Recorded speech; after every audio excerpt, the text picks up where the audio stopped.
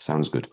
Now, so let me introduce, first of all, Reactive Network and what we do. And yeah, where's full screen? Slideshow. Okay, can you see the slideshow? Yes. Okay. Yeah, so my name is Ivan Ivaniski. I'm the head of developer relations for Reactive Network. And Reactive Network builds reactive smart contracts that allow Ethereum developers to automate and also to introduce cross-chain functionality to their apps. So today's workshop is about the basics of reactive contracts, what they're used for, how to use them, and a bit of live demo and code sharing. So the objectives of the workshop is to share our tech with you guys, to potentially hear your ideas in the chat about how you might use it, and to also have some fun with seeing how it actually works, right? So this workshop is supposed to provide you with all the necessary knowledge for starting using reactive contracts.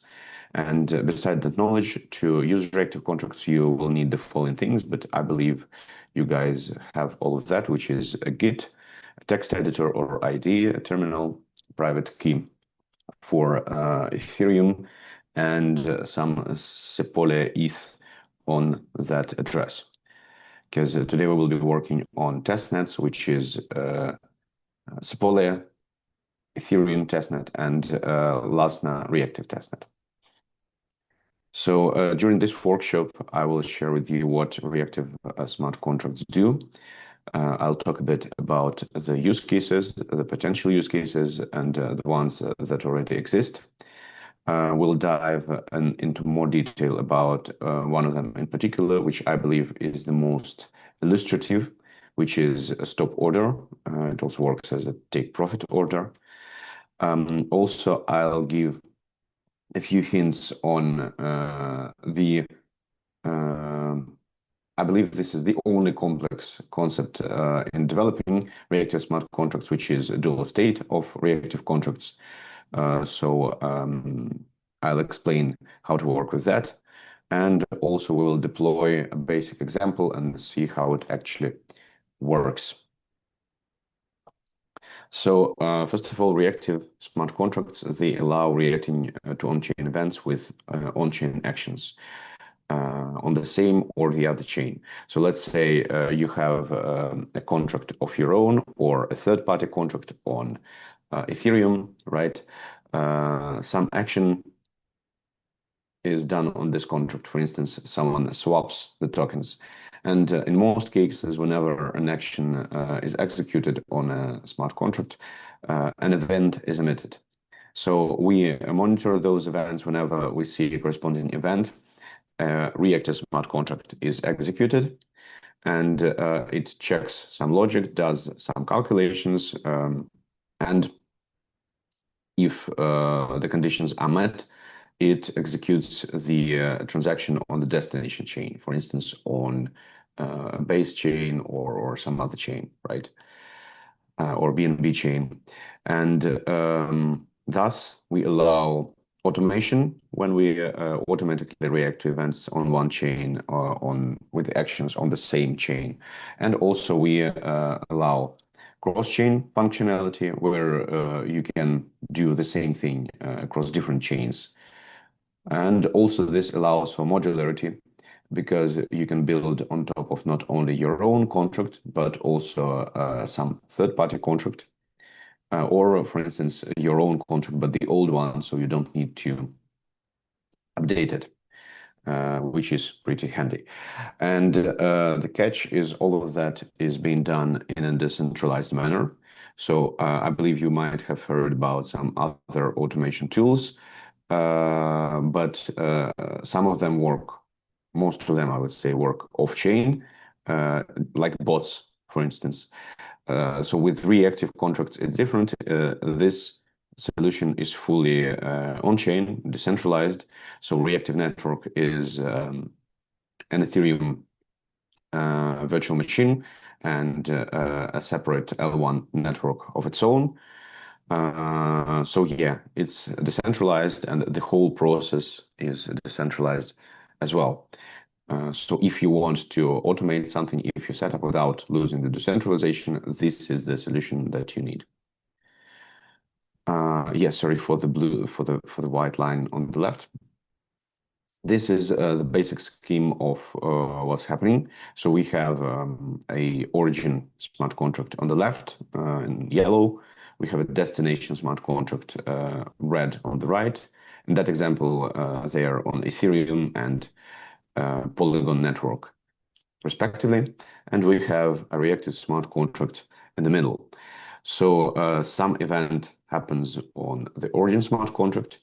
A reactive smart contract, reactive network sees it. It executes the corresponding reactive smart contract. So the three dots here, they represent some conditions that you describe in your reactive smart contracts. It's also in Solidity. So basically, there's not much new stuff to learn if you've dealt with Ethereum smart contracts already. After it emits a callback, and this emit callback event in reactive contracts, it's a keyword. So it's not just like any other event. If you type emit callback in reactive smart contract, that means you want reactive network to execute the transaction on the destination smart contract, which actually happens here. So it emits a callback and calls the callback function on destination smart contract. Yeah, that's the basic scheme. I believe I've already described it on the previous slide, though. So to understand better what it is and what it's needed for, let's discuss specific examples.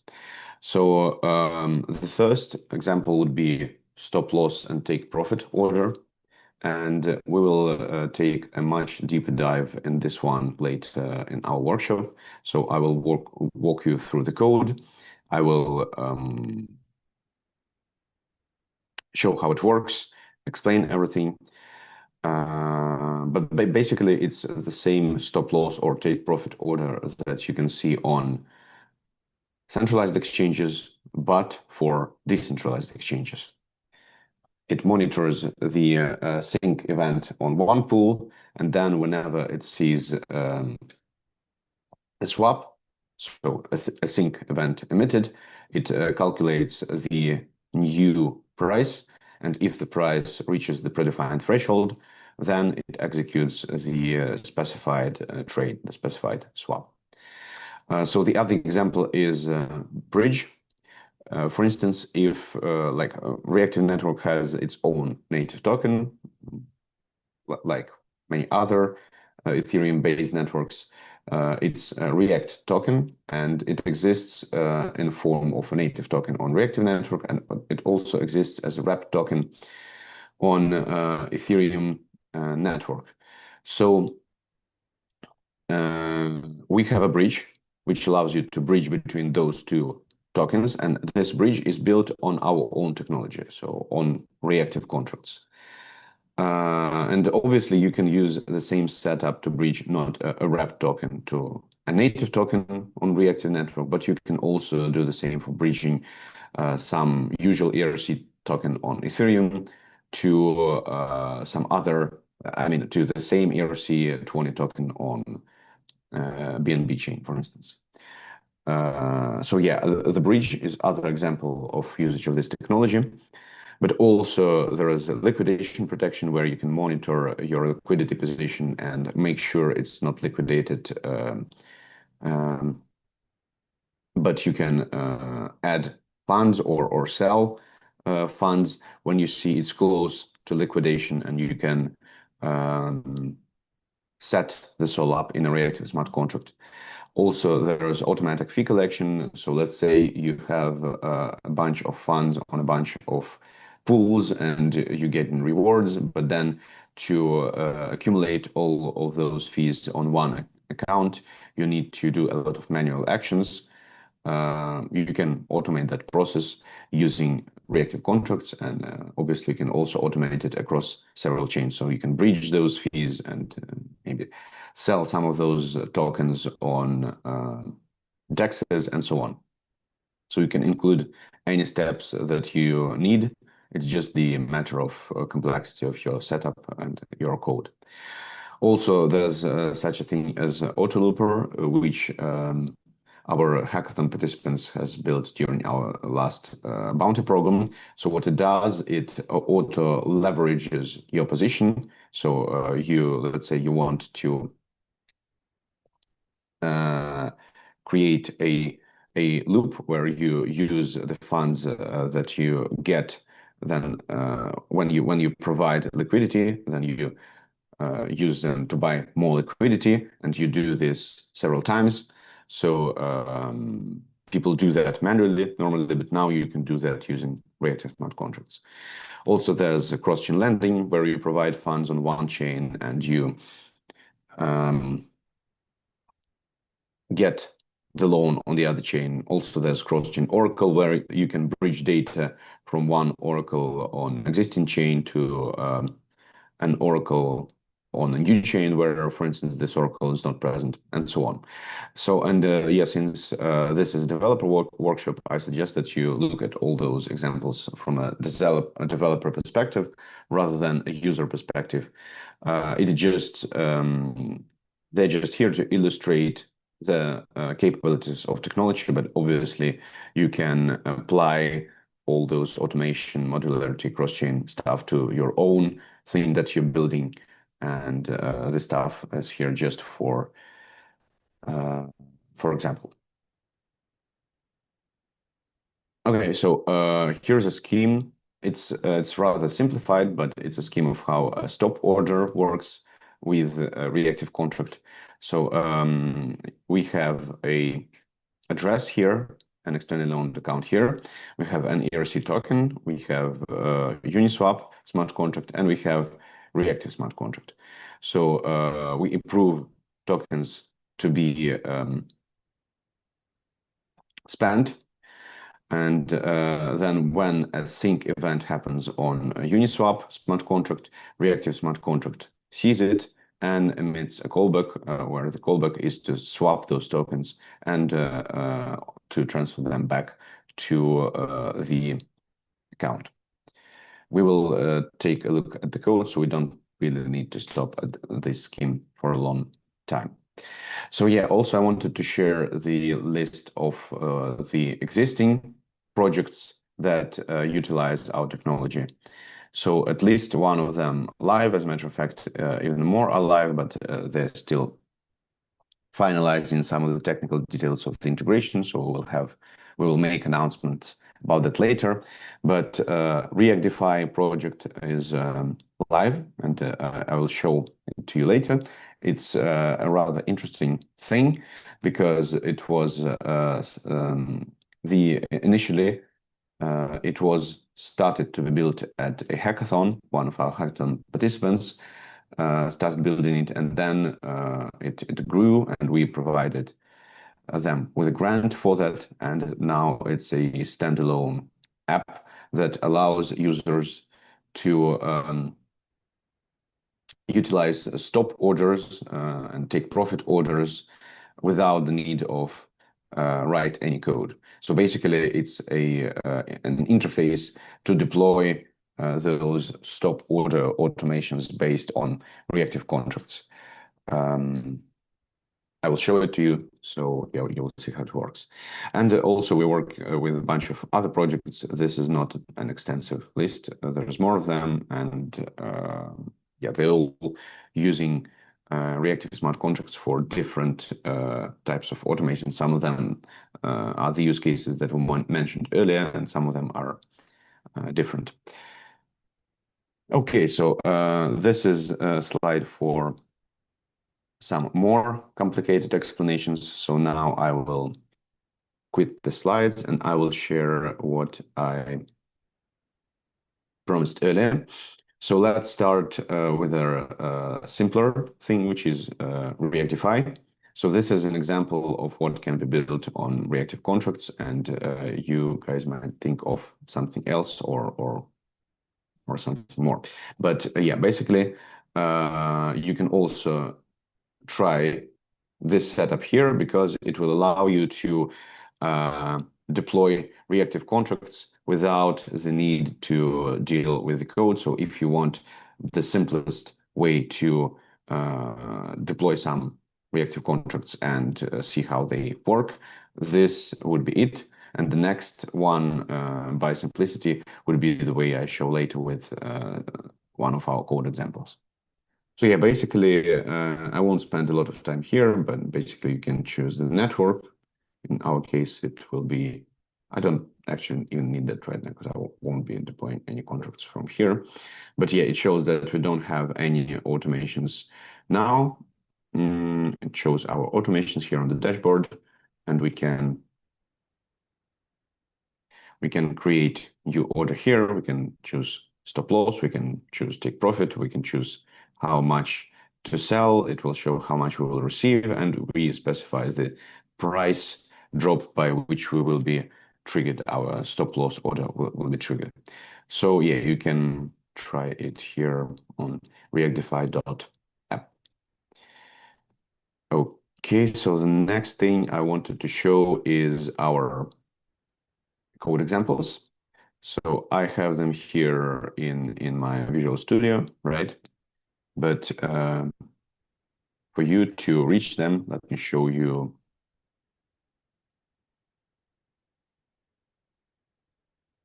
how to get there. So basically, you can get everywhere from our website, right? So we have docs here, we have reactive scan here, some other stuff here. Currently, we're interested in our GitHub.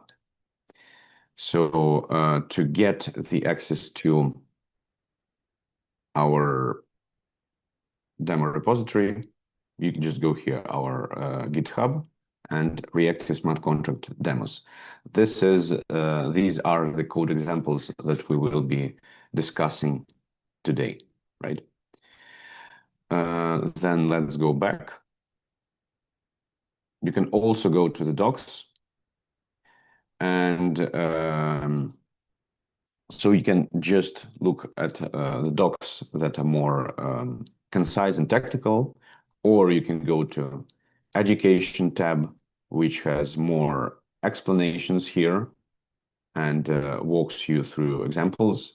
Also for if you like developing smart contracts already and you get some problems, you go to debugging page and so on. Also, we have links to our Telegram chat here and React Scan and all the other stuff. Okay. And now let me show you the code.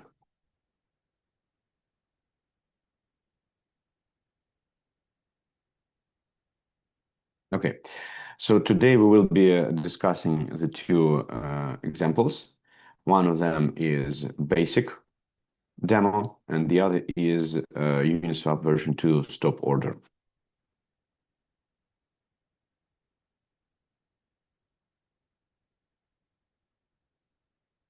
Let's start with the basic example. So as you might remember from the scheme that I showed earlier, in the basic setup, you have three smart contracts involved in the process: the origin smart contract, the reactive smart contract, and the destination smart contract. So that's exactly the way it's structured here, right? We have the callback. No, we have like the origin smart contract, the reactive smart contract, and the callback smart contract. In that particular example, they're deliberately simple, so we'll have the time to walk through all of them. Let's start with the origin smart contract. So origin smart contract basically can be any smart contract of your choice. We like don't have any restrictions here. The only requirement is for it to emit some events, because events are what we base our reactions on. So in that example, what this contract does, it just receives some ether, Sepolia ether in our case, Then it emits an event where it tells us about the transaction origin, message sender, and message value, and then it sends the funds back. So that's basically all it does. Receives the funds and sends them back after emitting an event. Then let's take a look at the reactive smart contract. So for reactive smart contract to be substantial, I suggest that you inherit it from abstract reactive. As a matter of fact, we might even take a look at those contracts here as well.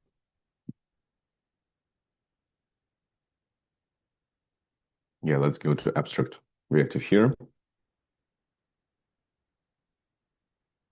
So what it has here, it has the modifiers, reactive network only, virtual machine only. We'll talk about them a bit later on the slide that I stopped at in my presentation, and it has the function detect VM. So basically now we don't need that stuff, but I just wanted to show that it doesn't have a lot of complicated stuff in here. Let's go back to our basic example. So yeah, in the constructor, we might want to subscribe to the events that we're listening to. So it's not necessary to subscribe in constructor, but it might be handy in most cases. And the other things that are happening here in constructor is that we specify the origin chain, right? The destination chain, and the callback address. So this is the address of the callback contract. Then the main function in every reactive contract is a React function. So you can create as many functions as you need and use them as in a usual smart contract or use them in React function, but this is the main one. This is the one that is being executed when an event of interest is seen. So in our case, this event of interest, let me remind you, is this one, right? The received event from our origin contract. And I think we're specifying its topic 0 somewhere here. No, we will be specifying it in our deploy scripts. But yeah, the React function will be executed when this event is seen by Reactive Network. And in that particular example, a pretty simple thing happens in React function. So if the value of the ether sent is equal to or greater than this value, then this thing happens. So in this line, we specify the callback. So the transaction, the function call that will happen when we emit the callback event in a reactive smart contract. In our case, we call a function that's called callback. It might have been called some differently, but in that particular example, it's this one. And we just pass one parameter to it. We are expected to pass at least one parameter. In this case, it's address 0. I will talk about it later as well. And then we made the callback. So whenever this happens, it means that Reactive Network will call the specified function on the specified destination smart contract. And the third contract here is our callback smart contract. So as you can see, we have this callback function here, and it just emits an event for us to be able to track it and to make sure that everything worked correctly. However, you might also see that we have two additional modifiers here. I believe they come from this abstract callback contract, because our basic demo L1 callback contract is inherited from abstract callback.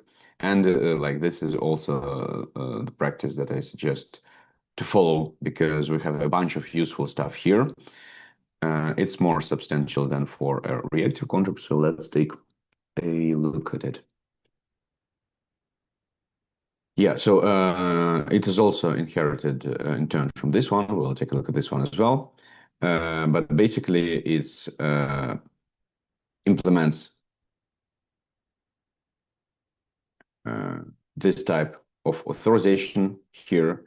It makes sure that the contract is being called specifically by you, not by any other reactive contract deployer. So it makes sure that your RVM ID, which is your Ethereum address from which you deployed a reactive contract, equals to a specified one, so that someone else won't be able to access your callbacks from their own reactive contracts. So it's done for purposes of authorization, right?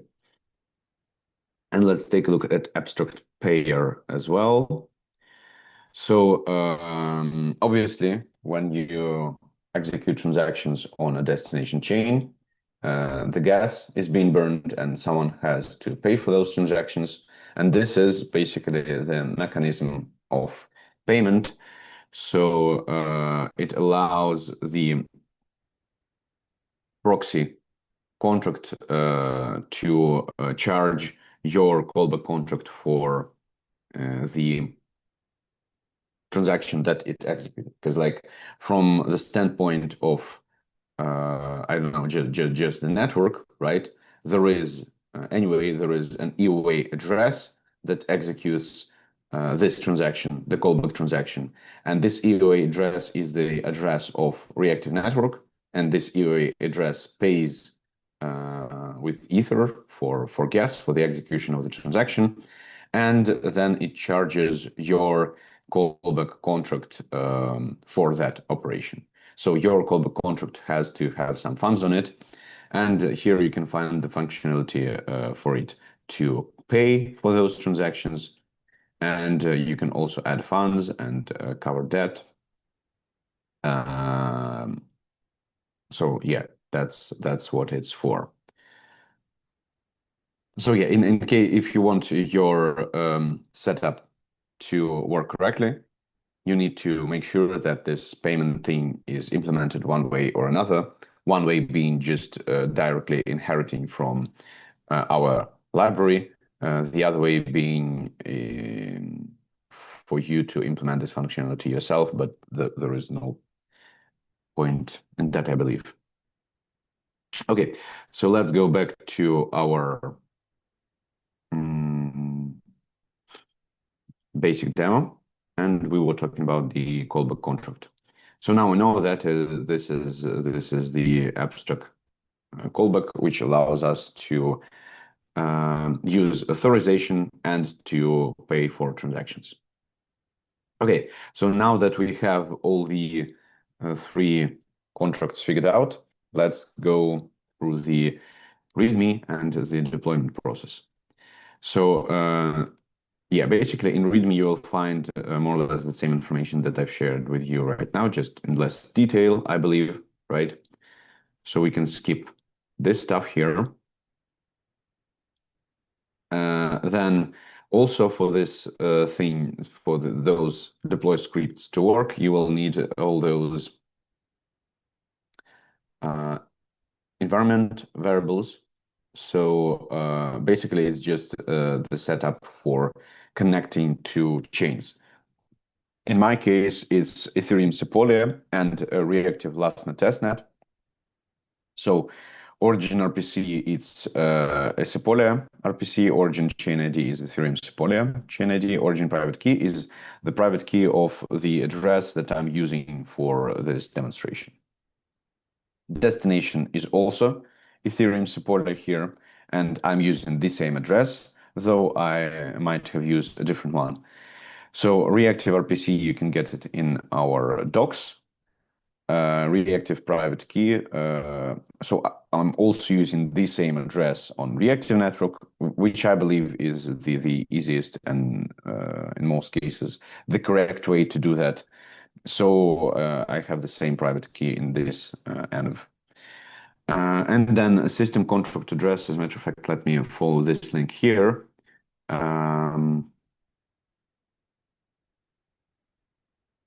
So reactive mainnet and last and testnet use the same system contract address, which is this one. And also destination callback proxy address. I've mentioned to you that the callbacks, they're being sent from a reactive EOA. Now this is weird. I was there like, let me do it like this.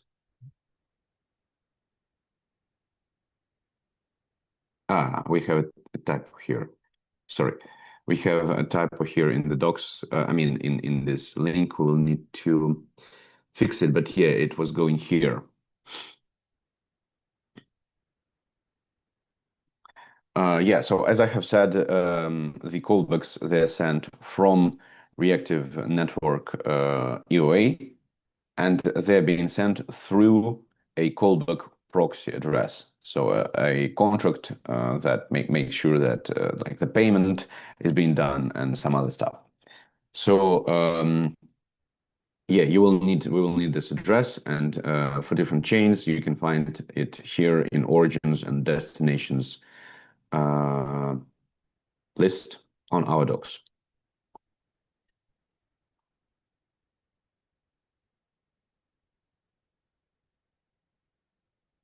So in my case, I'm working with the Ethereum Sepolia.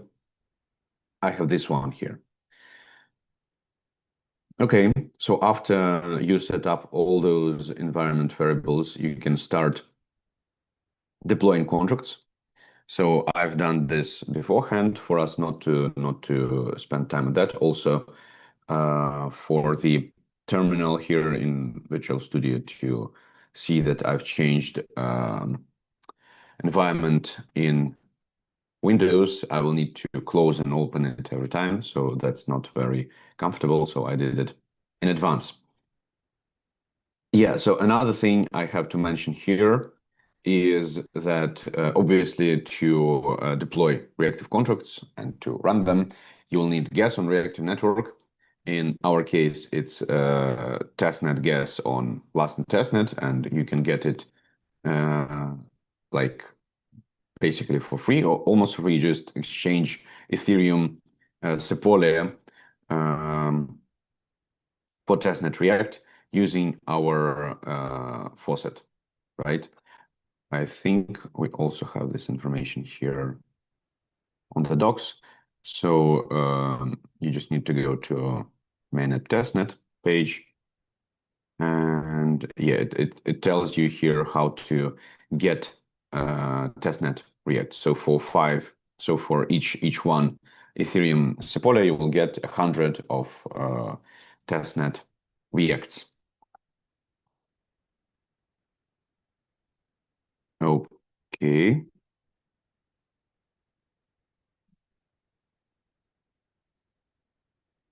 Yeah, so let's go to step one. Step one is to deploy basic demo L1 contract and see where it was deployed. So I will expand this thing here a bit to show you all the steps that I've done like half an hour before this workshop to make sure that everything will work for you as well. Yeah, so I'm deploying the basic demo L1 contract here, and it was deployed to this address here. As you can see, the instruction tells us to assign the deployed to address to origin address environment variable. So I did that as well. And after that, I closed and opened my terminal on Windows. I believe you won't have such a problem on other operational systems. Okay, so I executed this script here. Then the second step, and yeah, I don't think you need any additional explanations here because it just me deploying a usual Ethereum smart contract on Sepole. And the same thing goes for the second step where I'm deploying the destination contract also on Sepole. I might have used another network. In this case, anyway, it should have been a test network. But for instance, let me show you. For instance, I could have tried to. So we have testnet chains here. I used Sepole, Ethereum Sepole 2 times, but I, for instance, could have used Ethereum Sepole to base Sepole, or Ethereum Sepole to Reactive Lesson, because you can deploy usual contracts on Reactive Network and use Reactive Lesson testnet as just another testnet, for instance.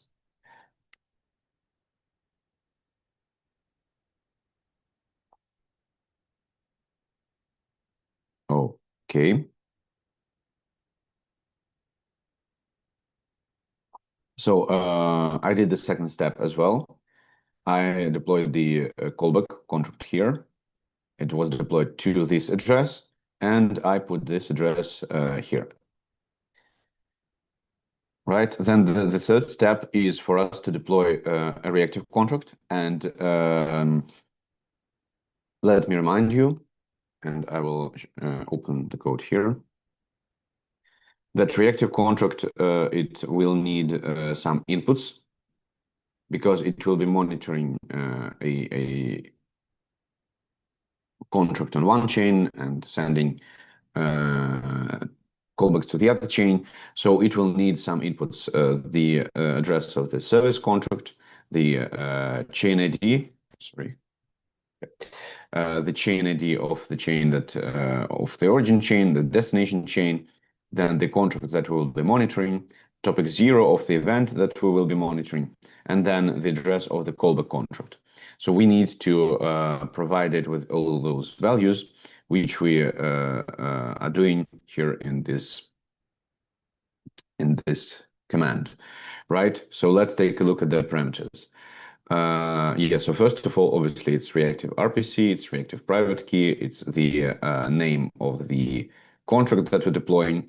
Then we also provide it with a bit of ether to make sure that it will work for some time, right? Then we will provide it with constructor arguments. So the system smart contract, it's the one that I've described earlier. You can see it in our docs. Then the origin chain ID is Sepole, the destination chain ID is Sepole. The origin address is the address that we got from the first step, the address of the first, the origin contract.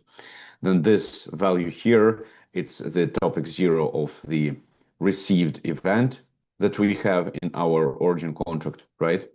And then this value here is the address of the contract that we've deployed in the second step. So when we got all the stuff, we run this command here, right? Yeah, so you see me reloading the terminal to make sure the environment variables get there. And here I'm running this script. It was compiled and deployed to Reactive Network. Now, yeah, let me show you all those things here. So we have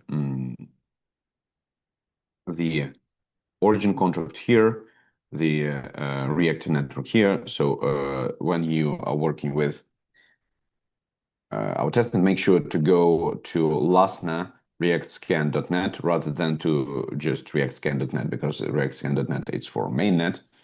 And to get to Lasna reactscan, let me show you how to do it. You go to the docs, you go to mainnet testnet, and you will get all the links here. So yeah, here's the RPC, here's the chain ID, and here is the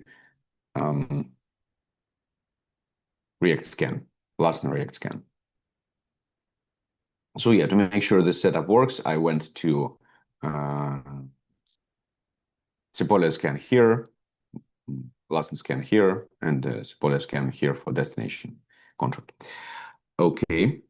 So yeah, it was deployed here, and the next step is for us to trigger this reactive setup, right? So as you remember, our origin contract, it emits an event whenever it receives some funds, right? And just so let's send funds to this contract. So this command here, it basically just sends 0.001 Ether to our origin contract, right? So that's what I did, and that's basically the last command here, right? So I send some funds here, and I will repeat the step now. So yeah, let's take a look at what happened after that. So this is our origin contract. Let me show you. The addresses do actually match. Yeah, so it's our origin contract was deployed to D31E1, right? This goes D31E1 here, right? Yeah, let me refresh the page now.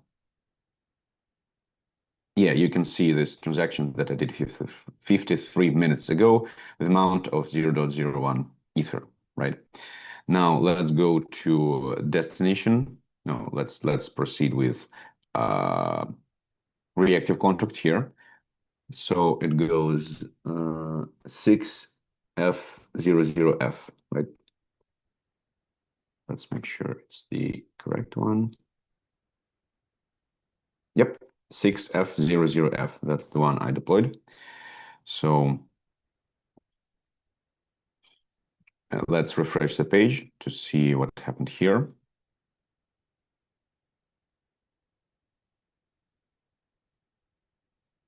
We will see some RVM transactions here. Yes, so you can see RNK and RVM here. I will explain these concepts right after we finish with this basic example. So yeah, you can see some transactions here. It works pretty well for debugging purposes because you can just follow this link and you will see, for instance, which origin transaction triggered it on origin chain, right? It will lead us to support a scan. And you can see which transaction it resulted in on the destination chain, right? So yeah, this is the transactions that happened when Reactive Network saw this received event that we emitted, right? And let us take a look at the destination contract here. So it goes E480. It's funny because I'm running this workshop from a laptop ThinkPad E480. Okay.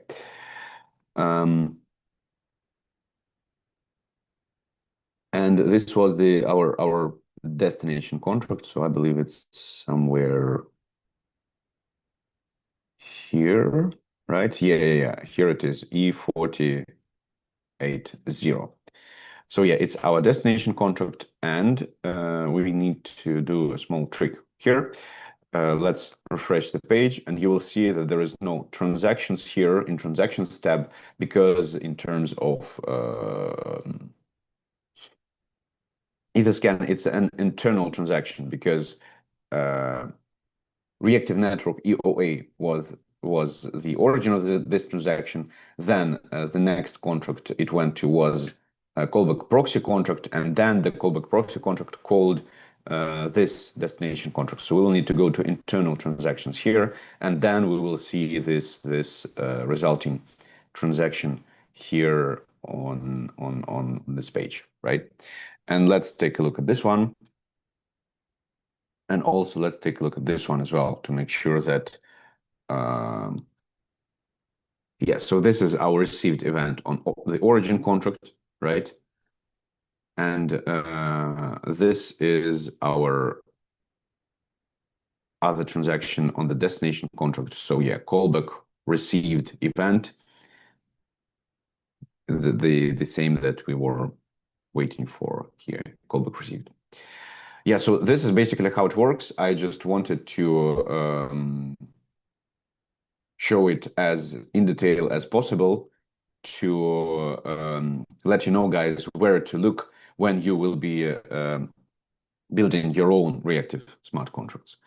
Obviously, this example is super simple, so nothing interesting or complicated here in the code, but I wanted to make sure that the setup is clear. So the three contracts, origin, reactive, and destination, and like now you know where to look and how to debug this stuff.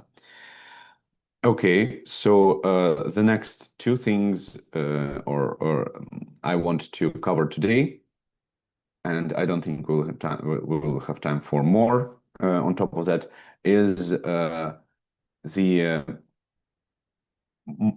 a bit more complicated concepts that I've already mentioned in the code, and then I will share the stop order code with you as well.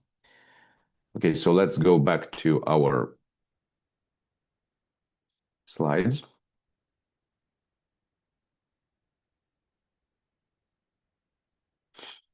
Okay, so reactive network is parallelized, and it has two instances of contract for each contract you deploy. One instance we called a reactive network instance, and the other we call a reactive VM, reactive virtual machine, or RVM instance here.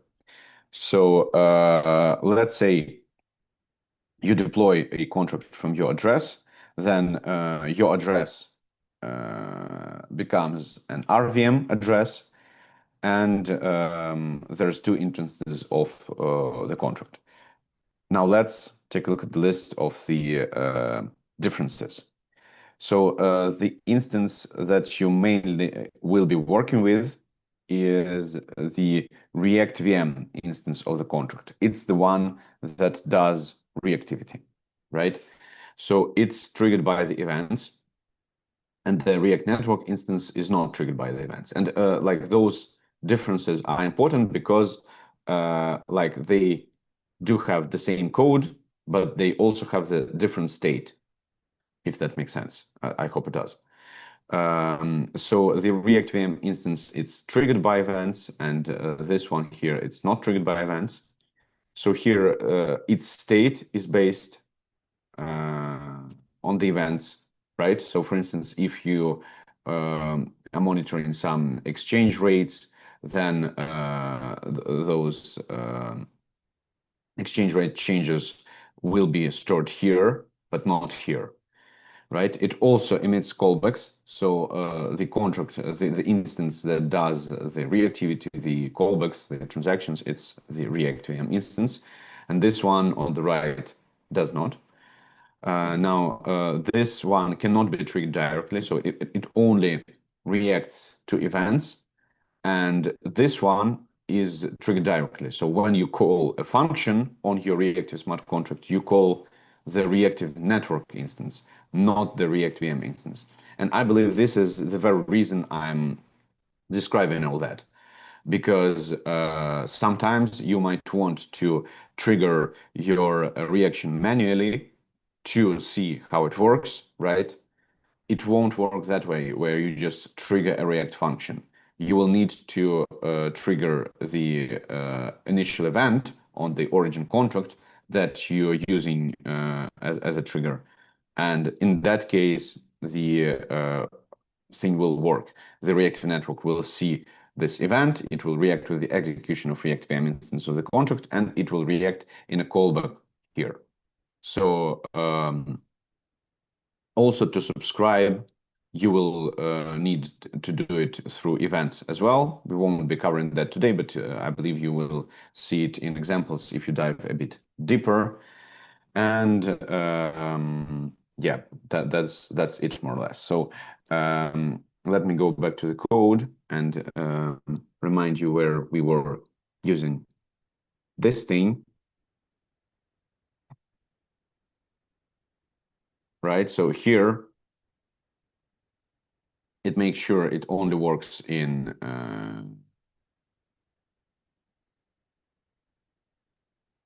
reactive network instance. right? And we're not using it anywhere else, right? But you could have seen it here in abstract reactive contract. Yeah, so those modifiers here, reactive network only and VM only, there for this exact purpose. And this detect VM also. So yeah, you won't need that for simple examples, but I wanted to cover it for it to not lead to any confusion for when you start building reactive setups yourself. Okay, so and also I wanted to say about this authorization thing here. So for authorization, and what do I mean by authorization? I mean that you don't want your callback to be triggered by other people, right? You only want it to be triggered when your reactive setup actually works. So you want it to be triggered only by your reactive contract. So for that purpose, we have two steps of authorization. First of all, we check the sender address, make sure it's the correct one. And also we check the first argument in the callback. We make sure it's RVM/deploy address. So the first one, the sender address, is the address of the callback proxy contract, and you can find it here in origins and destinations, right? This is the address that you might want to check. That on this particular network you are getting callbacks from this address to make sure that you're being triggered only by reactive network calls, but not by just some other calls by other people, right? And then the second check is to check the first argument in the callback, that it's your RVM deploy address. Let me show it to you in the code. Pum, pum, pum.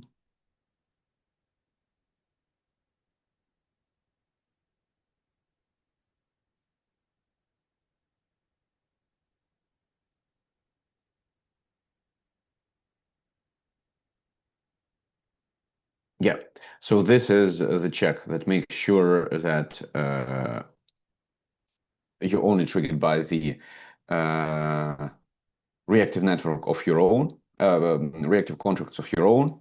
So when reactive networks sends a callback, the first argument of this call is always the RVM ID, which is the address of the deployer of this RVM.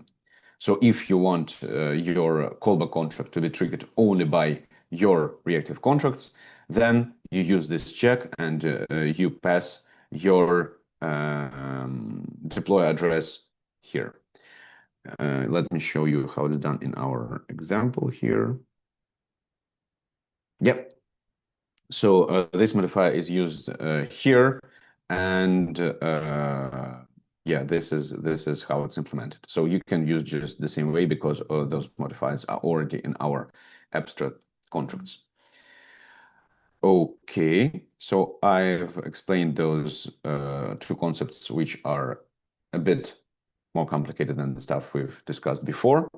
And the last thing I wanted to share today is I wanted to show you the code of some real examples. So this basic demo here, it doesn't do anything substantial. It just demonstrates the technology. Yeah, as a matter of fact, I haven't demonstrated it to you live. So let me do it here.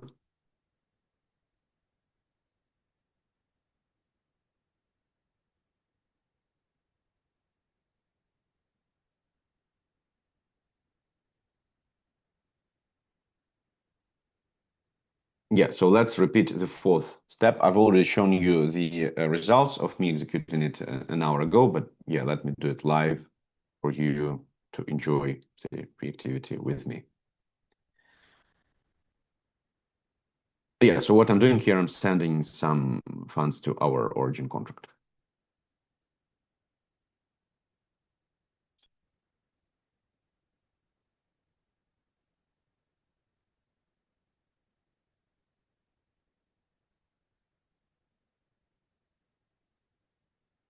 Okay, so the transaction has been executed on Sepolia network. Yeah, so it takes some time, not much time, but a little time for Reactive network to catch on the event that happened. So Reactive mainnet block time is 7 seconds, and I believe the same works for Reactive testnet. So yeah, let's take a look at our contracts here. Yeah, so this is the origin contract. Yes, so Sepolia scan shows us that I've sent some funds here 39 seconds ago. Now let's go to our yep, it also shows, so we also have a transaction on Reactive network. So let's go here and let's go to oh, it's pretty cool. So as you can see, the it shows here that the destination transaction hasn't been executed yet. So it basically we've caught it mid-flight, and yeah, it says that it's waiting inclusion. So I will refresh the page right now, and it will provide us with the link to the destination transaction. Yeah, because obviously we can't, since we're reacting to an event in the block that has already been created and mined, we cannot put the reaction in the same block. We rather put in the reaction in the one of the next blocks. So we're waiting for reactive network block to be mined, and then for the next block of the destination chain to be mined.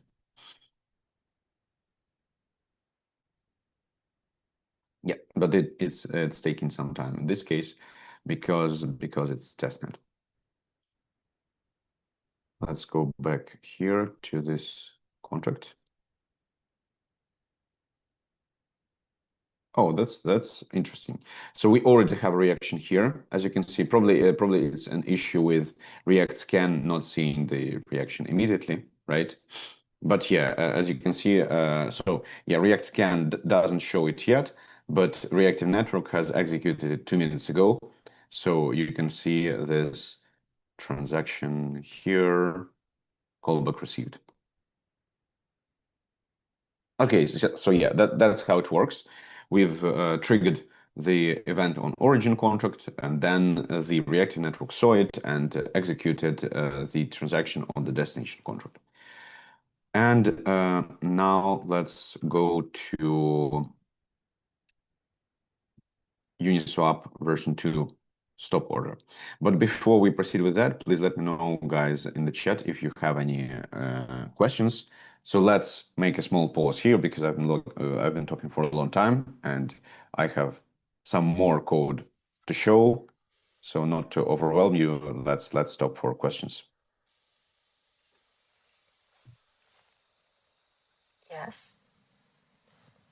Thanks to Ivan for the great sharing. And if you guys have any questions, you can unmute yourself and feel free to ask.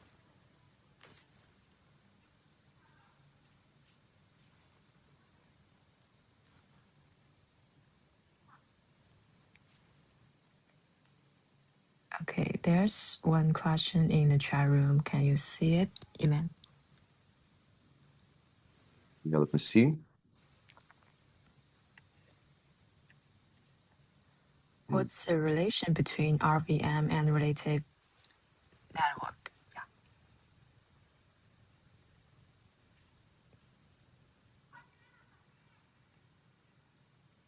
Yeah, so I would describe it like that.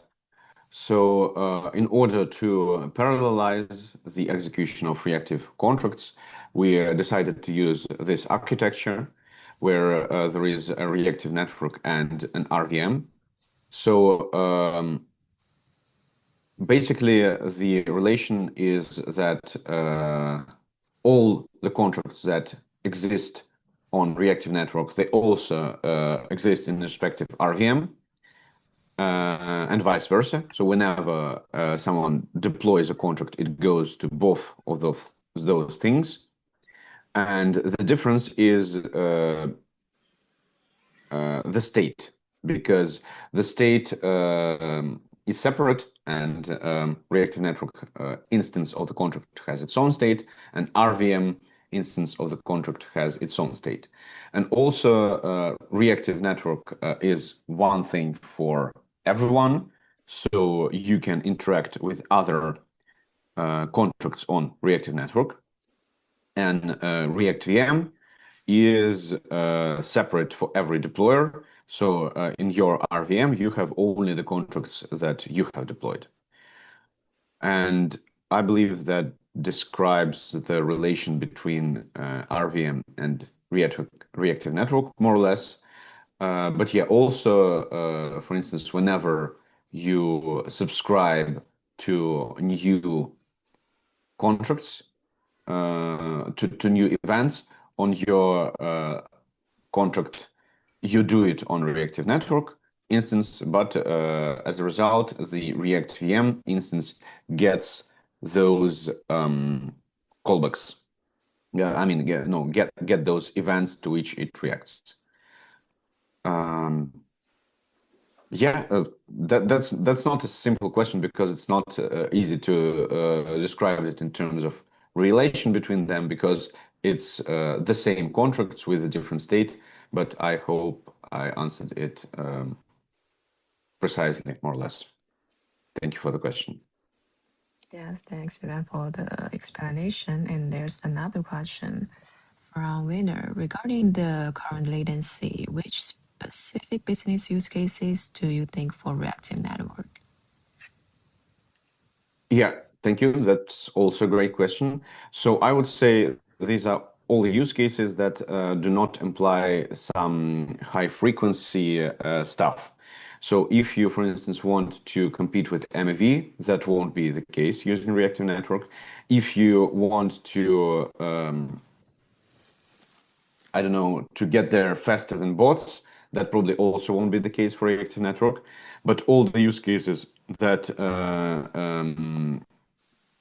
have automation and cross-chain functionality as its main focus will work. So for instance, with the example of a stop order, right? So we're talking about the cases where the exchange rate changes, and when it reaches the threshold, then you sell. So same as with the centralized exchange stop order, I think we're not talking about just some fast twitches of the price, but we are talking about the price gradually reaching the threshold. So in that case, it works. Also, if we talk about some automation, for instance, with a bridge, right? You also obviously with any bridge, you will need to wait for the next block on a separate chain, right? Because you don't have the same block on different chains. So yeah, here you might even want to wait for more blocks to exclude the double spending problem, right? The reorgs, right? And for instance, for fee collection, it also works because when you collect the fees, normally you rely on them being collected, I mean, being accumulated for a long time. And after that, it's not important for you whether it happens on this block or the next one. So yeah, it works for all the cases where you're not rushing to get right in the next block, but getting in the block after that is okay. But obviously, yeah, there is no latencies for mainnet such as a minute or 2 minutes. It's the question of whether it gets to the next block or the block after that. I mean, given the block time of reactive networks of 7 seconds, the average time of this reaction would be, I would say, so you get the average block time of the origin chain plus average block time of reactive network plus average block time of the destination chain, and that's no, you don't even need the first one, because we're starting our countdown from the moment when the block on the origin chain is mined. So it's the average block time on reactive network, which is 7 seconds plus average block time on the destination chain. So it's around 10 seconds. Yeah, thank you. Hope that answered your question, Winner. And yeah, a long question here. Can you see it? Yep, if a shadow event is emitted and reacted to, but the origin block is later orphaned, does the reactive network perform a state rollback or a compensating transaction? What is the deterministic finality threshold used here? That's also a great question. Thank you very much. So yeah, in order for developers to be able to implement these things the way they want it to work, we react to all the events when they happen. So obviously, we cannot wait for several blocks to be finalized by default, right? And then only to react. So whenever an event happens in a block, we react to that. And that gets in the block, whether you're working with the same chain or a different chain, we send this transaction, and obviously you cannot unsend it, especially if it's on the different chain which does not get reorged, right? However, you can use all the tools that we have to implement the compensation for that of your own. So for instance, if you're if you're creating a bridge and you're especially concerned with those reorgs, you can just make your reactive contracts wait for several blocks or for specified time, and only then react only if the reorg didn't happen, right? And also you can implement some checks and all the other stuff. So yeah, the short question, the short answer is that we don't do that by default. We just react. But if you want to account for that, you can implement those checks and those failovers in your reactive contract. Thank you. And if there are any questions?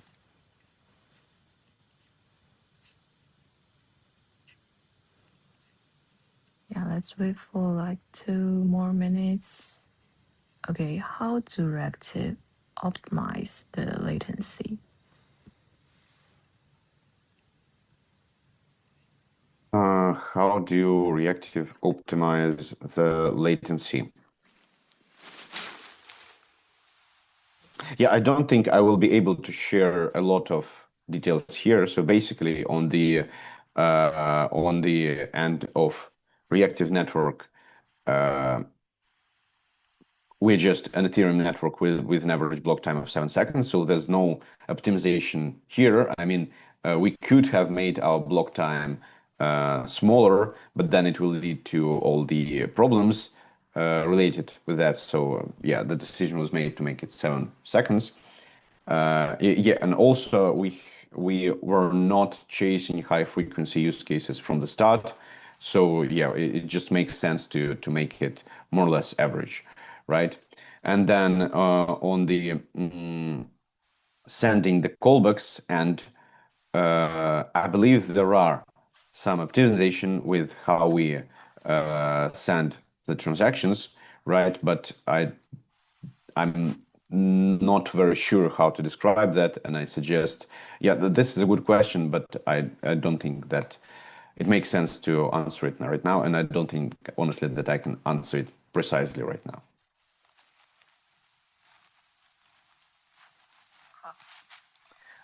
Okay, the next question regarding the stop loss use case, since there is a latency involving three blocks, including origin, reactive, destination. So how does the system handle high slippage during market crashes? If the price drops significantly during this delay, will the transaction fail or execute at a much worse price? Yeah, thank you for the question. All questions are very good, honestly. So, yeah, so this is not the question directly to Reactive Network, It's rather the question to the one implementing this stop order in their system. So from our and from my standpoint, this stop loss and take profit order, it's an example. So if you take a look at our repository, you will see that it's rather simple. We've deliberately made it simple to make it more easily understandable and replicable. Then if we talk about stop or order in terms of Reactive, for instance, that's a question to the developers of Reactive, how they handle this complexity. But since this is a developer workshop, I'm not advertising this stop order thing as something you would use as users, right? To actually trade, but more like something that you can use as an inspiration or something that you can embed in your system, right? And when you do that, that will be a question to you how to handle those high slippages. So yeah, I don't have a direct this is obviously not a direct answer how to do that, and I believe there might be several ways of doing that, and I believe at some point you will need to choose between them because, like, obviously, like there might be some pros and cons for different ways to do that. But yeah, my answer is that this is not the question to Reactive Network. This is the question to developers building on Reactive Network. And yeah, it would be great to see some ways to handle those high slippages. Thank you, Ben. Okay, is there any question? Okay, if no more questions. Oh, yes. Can I ask some questions? Please. Okay, I want to say that for the shadow events persisted in the reactive chain, are they stored as full state or just Merkle roots? Come again, please. Are they stored by like what, or just Merkle roots?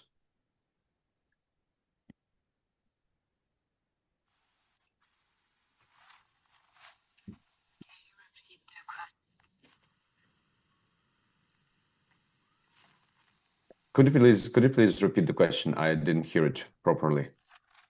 Okay, sorry. For the shadow events persisted in the reactive chain, are they stored as full state or just Merkle roots?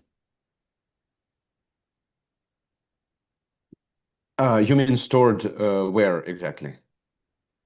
Yes. Stored okay, as I full see it. state. Okay.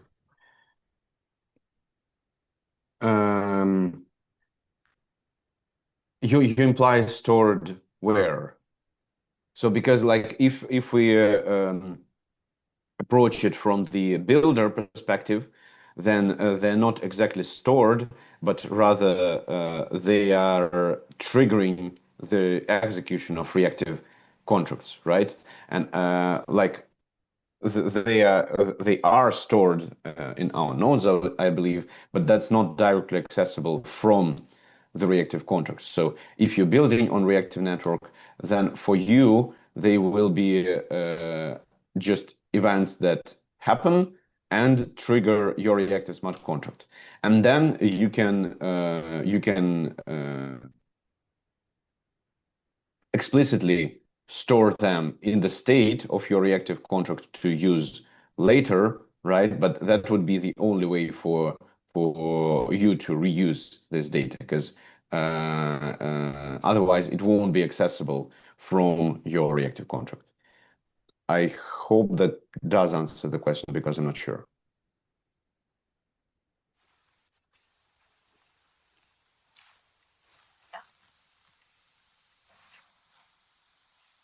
Okay. Then, okay, maybe this is the last question. Since low latency is not the primary advantage, where do you identify the single biggest commercial opportunity for reactive network? And do you see the killer app in solving L2 fragmentation? Oh, so long. You can take it.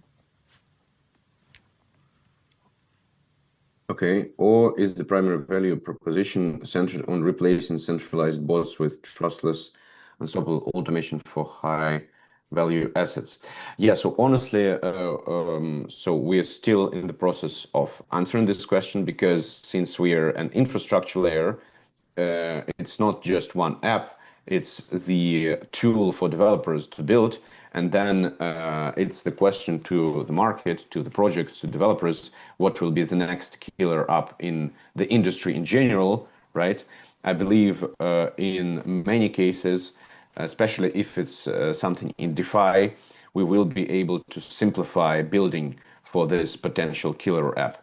Because a lot of apps nowadays, they aim at cross-chain ability from the start, and we can help them by bridging the data or bridging the asset, or like bridging their whole, making their whole workflow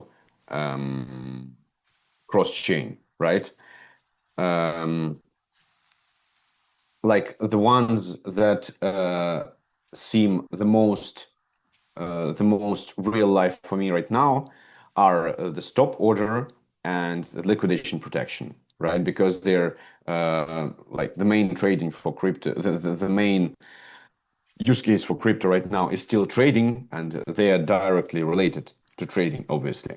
But then answering the question directly would require me to know what happens next in the industry in general, which unfortunately I don't know. And if I did, I would probably be utilizing this knowledge in trading rather than sharing it publicly.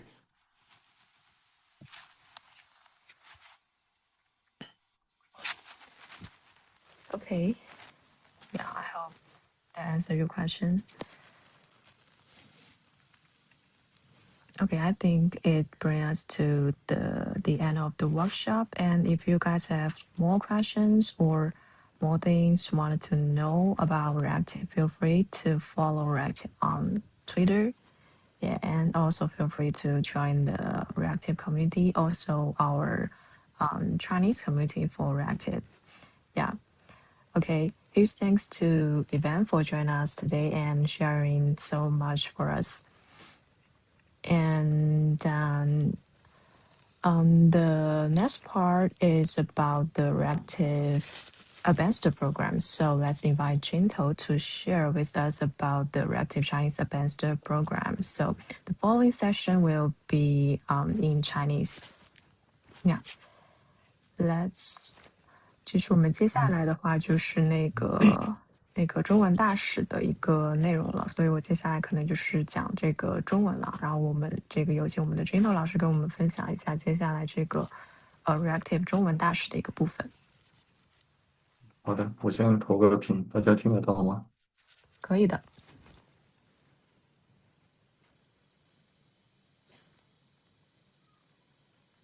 大家看得到吗？可以。好，接下来我给大家介绍一下大家期待了很久的这个大使 Reactive 大使计划。在去年的时候，这个瑞印城已经推出了他们的旗舰大使计划，然后用于认可并鼓励社区的核心支持者、内容创作者、参照者以及真正的 OG 伙伴。然后随着瑞印城的持续成长，现在已经开始招募了下一批瑞印城大使。然后这次大使主要是面向华语地区，也是瑞印城首次招募中文大使。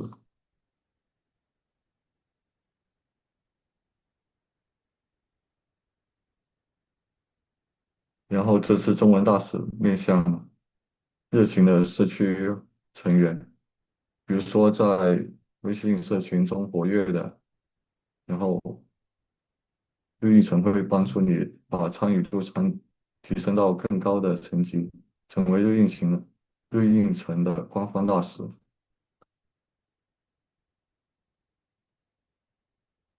无论你是在瑞印从生态里带新人入门创作内容，还是社交媒体上分享最新的动态，都非常感谢你们的支持。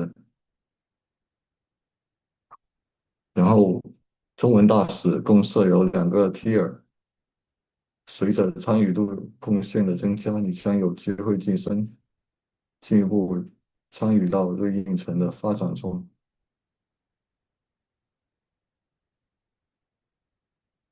然后先给你们介绍 Tier One，这是瑞印城中文大使的起点。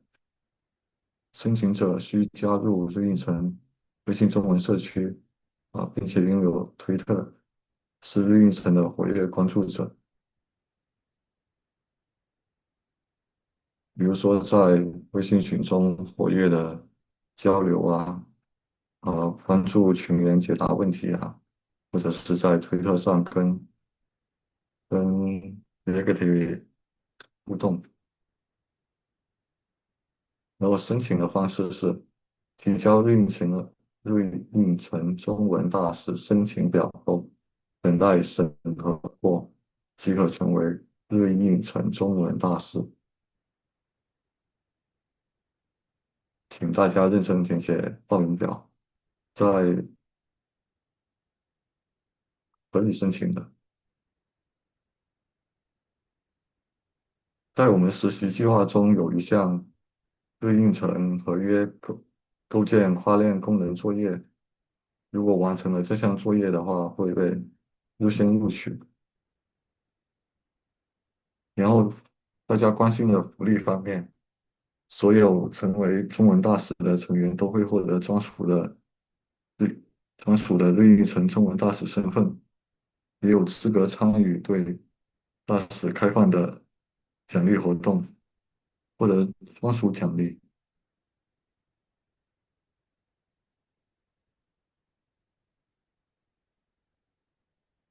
然后现在跟大家介绍一下 Tier Two 这一档面向贡献表现突出，并且已经获得对应城官方团队认可的成员。在这里，你将有机会获得以 token 形式发放的真实奖励。首先是要求申请者也是同样的，要在我们的微信中文社群里面活跃，并且同时拥有 Telegram、Discord 和 Twitter，然后有时间，并且愿意每月投入最低限度的时间支持，同时已经同时要在 Tier One 连续1个月活跃贡献。官方团队会基于贡献的质量、持续性、影响力进行评估，通过认证。只要你符合要求，你就可以提交申请，然后就运行官方团队会将评估申请中挑选出优秀的成员，晋升到 Tier Two。怎样才算活跃贡献？比如说你在中文社群里面活跃，在推特活跃，然后 Tier Two 的话，就需要你在 Telegram 和 Discord 里面活跃。然后在福利方面，Tier Two 的成员每个月会有固定的奖励，相当于是底薪，每个月会有固定的奖励，并且每年会获得一次基于表现的额外奖励，同时也会获得专属身份标识。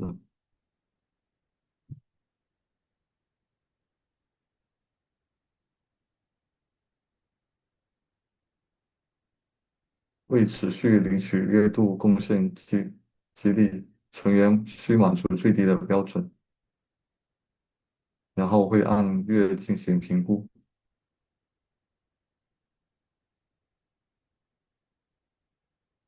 然后怎么进入中文社群呢？大家扫码，然后备注一下，然后我会拉你们进群。然后这是申请表单，还有绿影城的官方推特和中文官方推特。然后我再跟你们说一下为什么要申请大使吧。可能每个同学的学习进度不一样，每个人的基础不一样，在这次实习计划中的学习进度不一样，可能没办法直接找到全职啊，或者实习啊，然后没经验又进不了 Web3，进不了 Web3就没有经验。但是 Web3的从业者是不断增加的，那肯定是有一些岗位接收了外来的人才。对于这些没有经验的或者新人，或者是在校生，没有太多时间拿出来实习的，那就可以去申请这种大使的项目，因为大使它的时间是比较灵活的。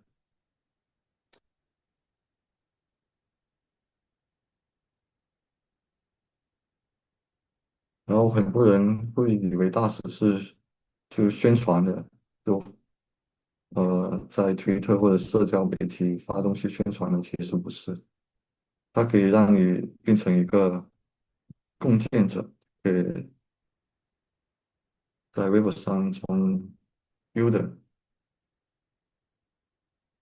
比如说，你可以把一些复杂的技术文档翻译成中文的，或者写教程啊，做案例拆解啊，带新人入门啊，也可以组织活动啊，或者是把开发者和项目带进生态。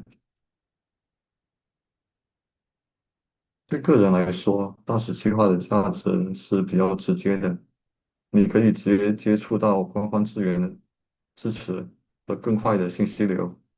然后第二的话，在你做大使的过程中，你也可以积累你自己的作品集或者经验，在以后找实习、找工作的时候，你就里边的机会更多，然后你会认识到很多志同道合的人，以后黑客松组队或者是内推什么的就更加容易了。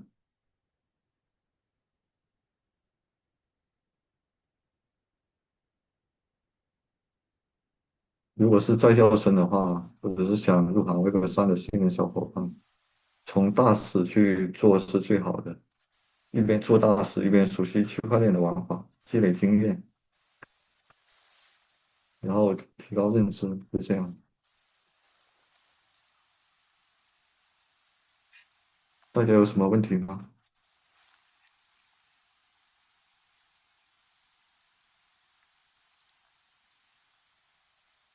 看一下他们在问啥时候截止呢？以及这个有多少名额呀？什么时候截止？尽快提交啊，招满了他就不会那个了。有多少名额呢？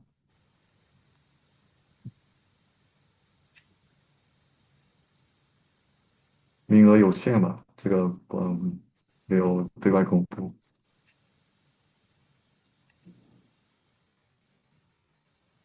在年前你们都可以提交啊，不过尽快提交，会优先录取。然后大家真的想成为大使的话，就尽量在群里面多多活跃。然后呃，对应城的官方团队也在我们的中文社群里面，大家活跃的话，他们也是会看到的。对，这样通过的概率会更高。对，然后大家没有加群的，可以先那个扫一下，或者直接就是那个问君头老师给你们捞进群啊。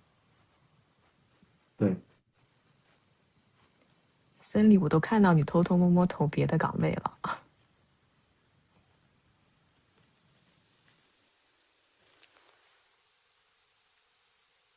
对英文水平有要求吗？有的话就更好。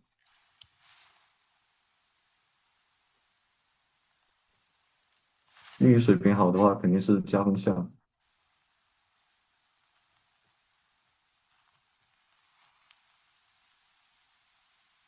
对技术有要求吗？需要对技术有一定了解。对，比如说能看懂文档什么的，这样的话你在帮团队翻译技术文档的时候会，嗯，翻译的会更加好。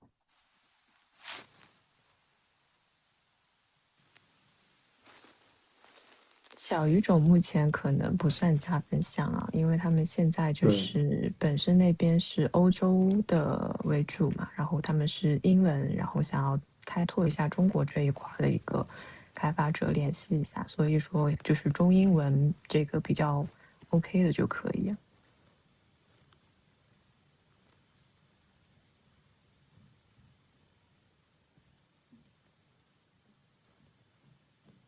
对，我是比较推荐在校生去做的，因为你比如说你是大一大二这样子的话，你可能没有时间去实习，但是你可以去做大使，大使的时间是比较灵活的，工作时间是没有限制的，你有空你就做，没有空的话也没关系，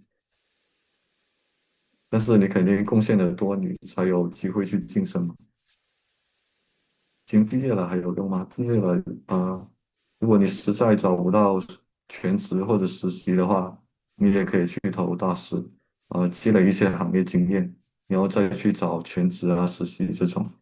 对，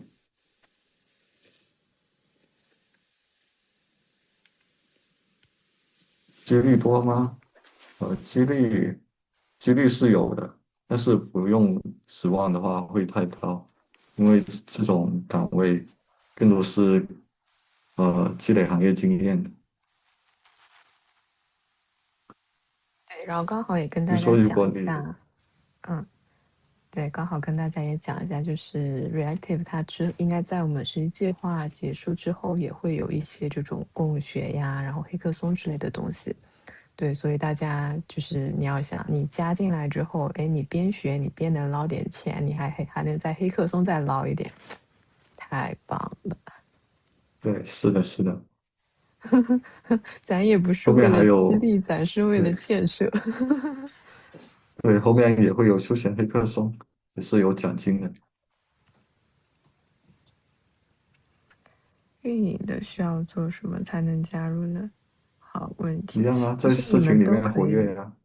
都可以试一下。其实也不是说那个一定非得技术项，因为有一些对的，对可能的，就是策划比较偏策划类的话，那肯定还是需要一些运营的同学的嘛。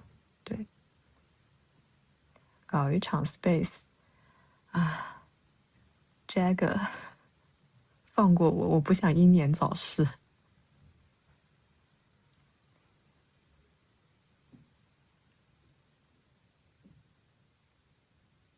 申请后大这个这概多久个，有反馈？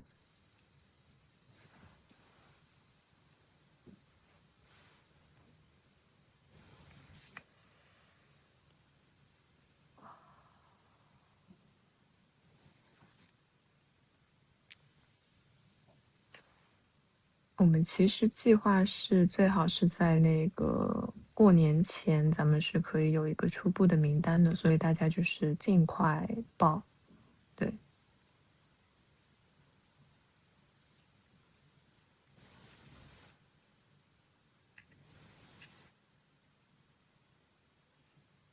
对，我觉得大学生去报是比较好的，因为你大一大二可能没时间去实习，你去做大使，毕业你就有两三年的经验了。这不就是 HR 要的吗？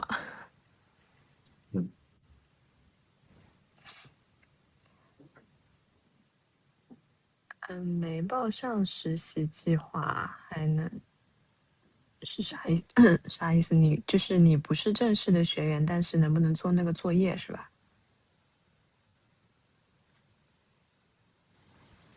就是我们的那个平台的话是对所有人开放的，然后你可以就是看到那个作业的一些具体要求之类的，对，都是可以去做的。尹老师半生归来，还在大三。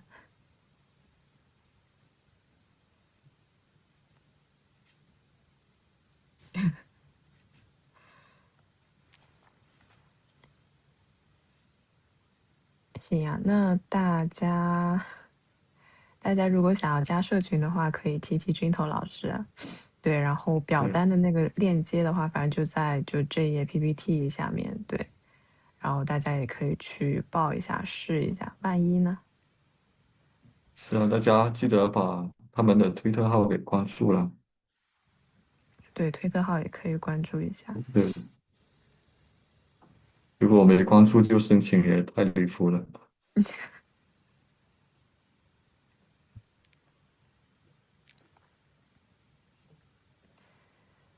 OK，好呀。那如果还有问题的话，随时在这个交流群里面抓吧。互关了，那肯定先优先一点点嘛。你关都不关，你这个诚意一点都没有。哎，好像有假号，大家不要被骗了啊！对，就这个怎么说呢？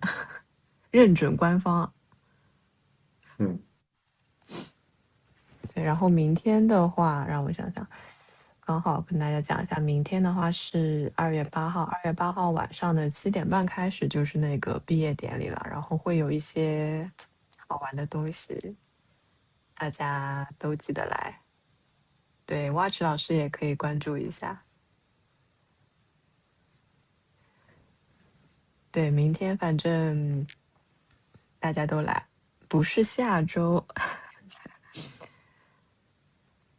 哦，对，你们那个什么，你们提交的那个青青助教的甜美称号，我已经整理出来了，明天记得都来看哦。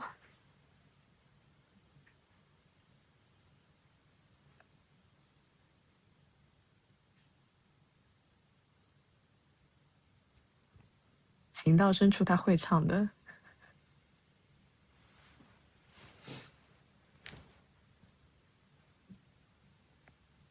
孩子已经生了。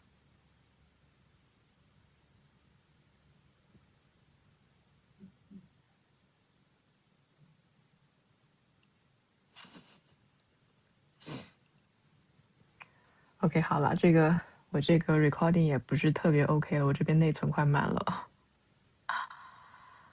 OK，好的，大家，那么